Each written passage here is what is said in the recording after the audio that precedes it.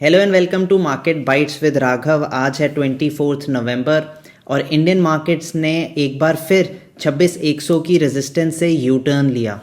Nifty ने 26,100 के ऊपर ओपनिंग दिखा के पूरा दिन वीकर सेंटिमेंट के साथ ट्रेड किया एंड क्लोजिंग भी डे लो के पास करी which was around 25,950।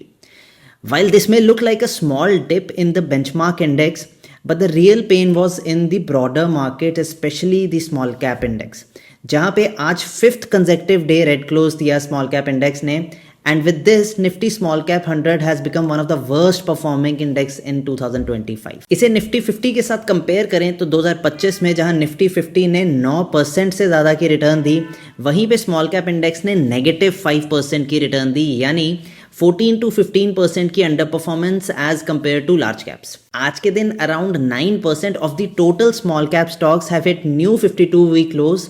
So all in all a very bearish market sentiment specially in small caps. इसी के साथ चलते हैं अपने अगले सेगमेंट में, जहां पे आज हम बात करेंगे एक बहुत ही इंटरेस्टिंग और फ्यूचर डिफाइनिंग सेक्टर के बारे में, विच इज़ इंडिया का मेडिकल टूरिज्म, एंड साथ ही साथ हम बात करेंगे ऑन्कोलॉजी और इकोसिस्टम के बारे में। सो कोविड-19 पेंडेमिक से इंडिया का मेडिकल टूरिज्म लिटरली एक्सप्लोड कर गया।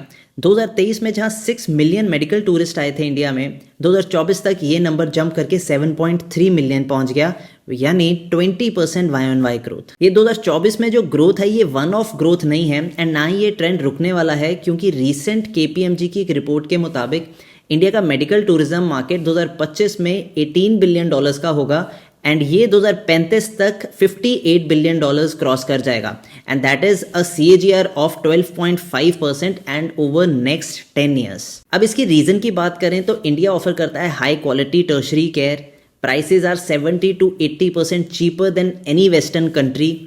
इसके साथ ही इंडिया ऑफर करता है complex surgeries, organ transplant, cancer care, IVF, सब वर्ल्ड क्लास इंफ्रास्ट्रक्चर के साथ। ग्लोबल लेवल पे देखें तो मेडिकल टूरिज्म मार्केट $800 बिलियन का है और इसमें वेलनेस का कंपोनेंट ऐड कर दें तो ये नंबर $1 ट्रिलियन तक पहुंच जाता है।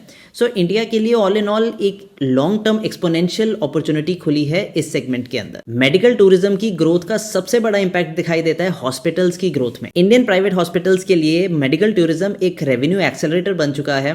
क्राइसिल की आउटलुक के मुताबिक इंटरनेशनल पेशेंट्स हॉस्पिटल रेवेन्यू का 10 से 12% कंट्रीब्यूट करते हैं, और सबसे इंटरेस्टिंग पॉइंट ये है दैट ये सेगमेंट इंडस्ट्री का एवरेज से 2 टाइम्स फास्टर ग्रो कर रहा है। ये थी ओवरऑल हेल्थ केयर सेक्टर के ब्रॉड डायनामिक्स की बात। अब बात करते हैं इस सेक्टर से एक अलग सेगमेंट की, which is looking really interesting, और इस सेगमेंट को इस वीडियो में लेके आने का मेरा मेन पर्पज़ ये था कि मुझे लग रहा है कि ये सेगमेंट एक मल्टी ईयर ग्रोथ साइकिल में है और साथ ही साथ गवर्नमेंट का पॉलिसी पुश भी है इसमें। ये सेगमेंट है ऑन्कोलॉजी का। सबसे पहले गवर्नमेंट की पॉलिसी सपोर्ट की बात करें ऑन्कोलॉजी को लेके, तो गवर्नमेंट ने कैंसर ड्रग्स पे GST को 12% से 5% कर दिया था 2024 में, लेकिन आफ्टर GST 2.0 गवर्नमेंट ने 33 कैंसर ड्रग्स अब कंप्लीटली GST फ्री कर दिए हैं। अब इस चीज से 2 बड़े इंपैक्ट आते हैं। एक तो पेशेंट्स के लिए ट्रीटमेंट अफोर्डेबल हो जाता है, एंड सेकेंडली फार्मा मैन्युफैक्चरिंग और R&D को मेजर बूस्ट मिलता है, क्योंकि कैंसर ट्रीटमेंट में लार्जेस्ट कॉस्ट कॉम्पोनेंट ड्रग्स और बायोलॉजिक्स होते हैं,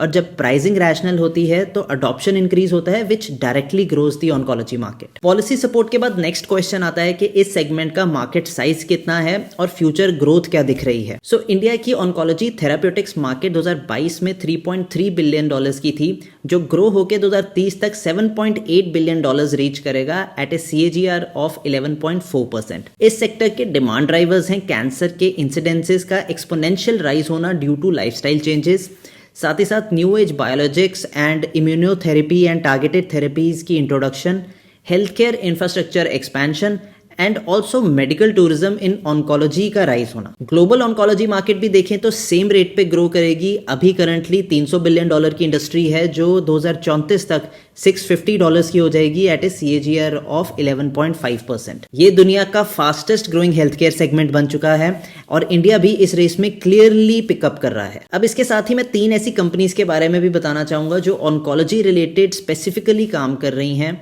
सबसे पहले कंपनी है बीटा ड्रग्स। ये कंपनी ऑन्कोलॉजी में कैंसर के लिए अलग अलग दवाइयाँ बनाती है, जैसे कीमोथेरेपी, टारगेटेड थेरेपी और सपोर्टिव केयर मेडिसिन।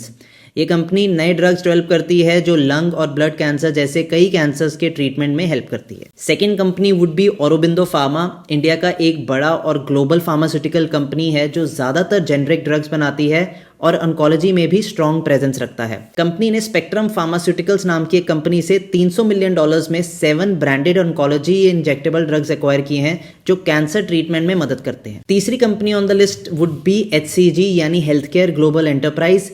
इंडिया का biggest specialised cancer care provider है जो प्योर ऑन्कोलॉजी और कैंसर ट्रीटमेंट पे फोकस करता है।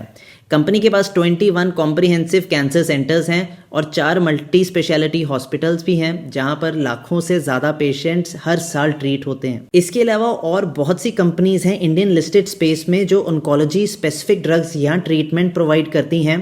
ये सेक्टर ओवरऑल अच्छे ग्रोथ साइकिल से गुजर रहा है और जो इन्वेस्टर्स इस शिफ्ट को अर्ली समझ लेंगे उनके लिए एक बहुत ही strong long term wealth creation opportunity बन सकती है। अगर आप चाहते हो कि मैं इस सेक्टर से टॉप लिस्टेड बेनिफिशियरीज और उनकी मार्जिन प्रोफाइल्स पर एक डेडिकेटेड वीडियो बनाऊं तो मुझे कमेंट सेक्शन पे ज़रूर बताना। See you in the next market bite video. Stay healthy, stay invested. Thank you.